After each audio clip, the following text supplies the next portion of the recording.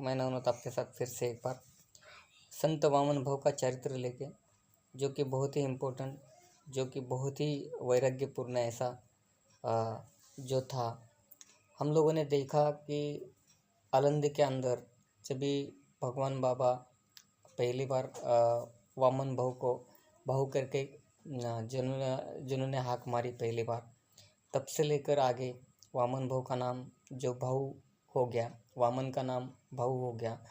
वैसे ही सेम उनके जो उनसे बड़े जो भी थे, उनके गुरुजी, उनके गुरु जो थे, उनके टीचर जो थे, वो सभी उनके भाऊ कह के ही बुलाते थे।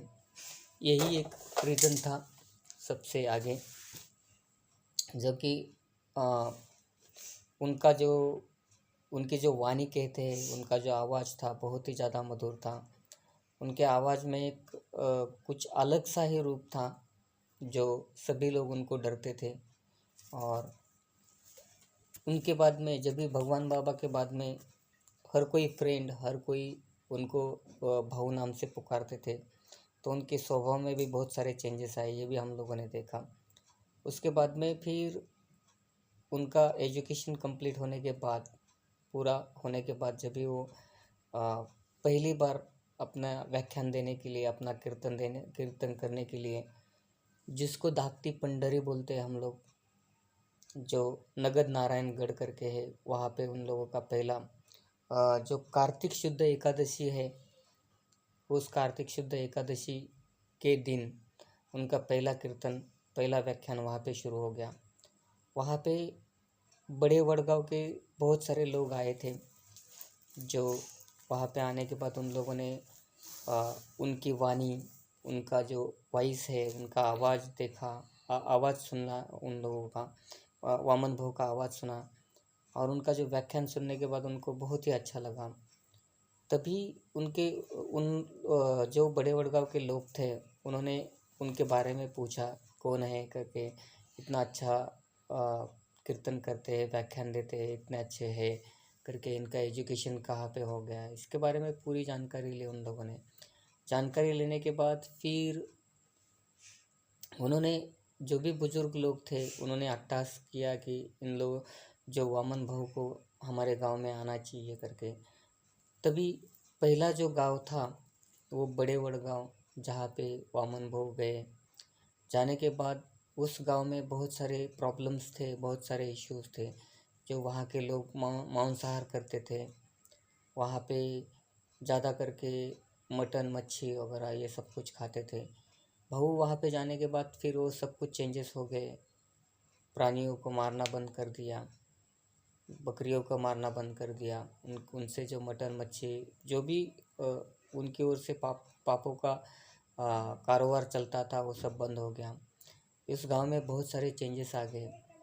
आने के बाद फिर वामन भव का एक नित्य नियम था कि वो कभी भी स्त्रियों के हाथ का खाना, या तो फिर लेडीज़ के हाथ का खाना कभी भी नहीं खाते थे। तो बड़े वडगांव के लोगों ने शुरुआत जो की, वहाँ के जो जीजा भाऊ गरड़ करके हैं, वो स्पेशली उनको खाना बनाने के लिए उनको रखा गया, और मरते दम तक जीजा भाऊ गरड़ उनके साथ में ही थे।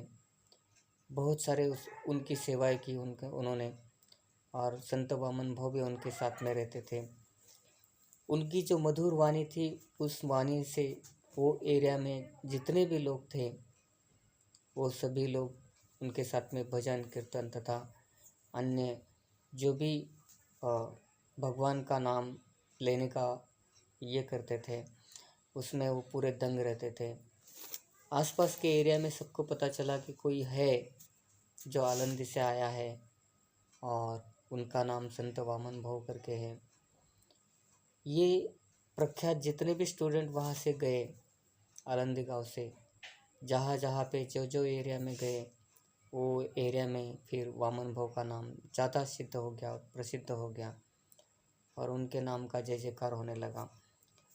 उनका जो रहन सहन का जो उनका चारित्र था, वो भी कुछ अजब गजब ही था, सबको पता चल गया तब से लेकर। और जो आबाजी बुआ करके थे, वो भी उनसे बहुत ज़्यादा नज़दीक आ गए थे। जब भी वो वहाँ से गए, फिर नारायणगढ़ के वहाँ पे गए, फिर जो वामन भाऊ करके हैं, वामन भाऊ फिर बड़े वड़गांव में रहने लगे जिजाभाऊ गरड के साथ में। उनके बहुत सारे चाहते वहाँ पे थे। यही उनका पहला व्याख्यान था, वहाँ से ही उनकी अध्यात्म की शुरुआत हो गई। लोगों को बताने का जो साहस उन्होंने किया, लोगों को सुधारने का जो साहस किया उन लोगों ने, फिर यहाँ से शुरू हो गया बड़े वड़गांव से। और जो कार्तिक शुद्ध एकादशी जहाँ पे पूरा मेला भरता है, वो मेले में ही उनका जो पहला व्याख्यान स्टार्ट हो गया, और वहाँ से उनकी आगे वाणी, मधुर वाणी का प्रसार होना शुरू हो गया। और वहाँ से एक क्रांति की नई जोत आ गई, जहाँ पे फिर आगे बहुत सारे चमत्कार उनके देखने के लिए मिले, बहुत सारा व्याख्यान उनका देखने के लिए मिला। और फिर वो आगे भी बहुत सारा है जो बताने लायक है। जैसे कहते हैं कि यादव बाबा के बाद में फिर जो संत वामन भाऊ वहाँ पे आ गए, उनके बाद में फिर आगे गोरक्षनाथ, आगे फिर विट्ठल महाराज करके बहुत सारी ऐसी चीज़ें होती गई। तो हम लोग एक एक करके वो सभी चीज़ें देखेंगे। फ़िलहाल की इतना ही, जो बहुत ही इम्पोर्टेंट था कि उनका स्टार्टिंग व्याख्यान का कैसे हो गया और उनकी क्रांति कैसे आ गई, इतना ही मैं आपको कहना चाहता हूँ।